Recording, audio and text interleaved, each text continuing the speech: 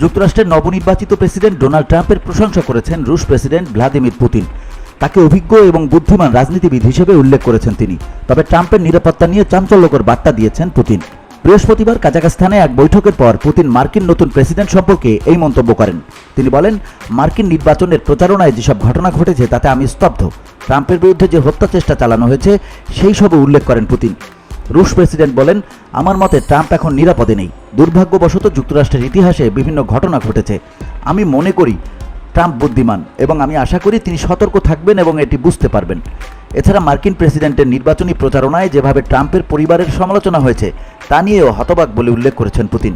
তিনি বলেন, রাশিয়ার ভূখণ্ডে পশ্চিমাদের তৈরি দূরপাল্লার ক্ষেপণাস্ত্র দিয়ে যে হামলা চালানো হচ্ছে আমরা অবশ্যই তার জবাব দেব। একথা এরই মধ্যে বলা হয়েছে। এক্ষেত্রে ওরেশনিকের পরীক্ষাও চালিয়ে যাওয়া হতে পারে। 21 নভেম্বর আমরা এটা ব্যবহার করেছি। রুশ প্রেসিডেন্ট বলেন, প্রতিরক্ষা মন্ত্রণালয় ও জেনারেল স্টাফ বর্তমানে ইউক্রেনের ভূখণ্ডে হামলার লক্ষ্যবস্তু বাছাই করছে। এসব লক্ষ্যবস্তুর মধ্যে সামরিক স্থাপনা, প্রতিরক্ষা ও শিল্প সংক্রান্ত প্রতিষ্ঠান অথবা কিয়েভের নীতি নির্ধারণ সংশ্লিষ্ট কেন্দ্রগুলো থাকতে পারে। এদিকে বৃহস্পতিবার বিবিসির এক প্রতিবেদনে বলা হয়েছে, ডোনাল্ড ট্রাম্পের নতুন মন্ত্রিসভার জন্য বেছে নেওয়া একাধিক সদস্য ও মনোনীত কর্মকর্তাকে বোমা হামলার হুমকি দেওয়া হয়েছে।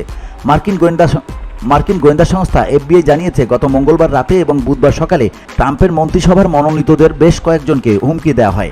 এসব কর্মকর্তাদের বোমা হামলা চালিয়ে প্রাণনাশের হুমকি দেওয়া ছাড়াও সোয়াটিং অর্থাৎ ভুয়া ফোন কল করে বাড়িতে পুলিশ পাঠিয়ে হয়রানি করারও হুমকি দেওয়া হয়েছে।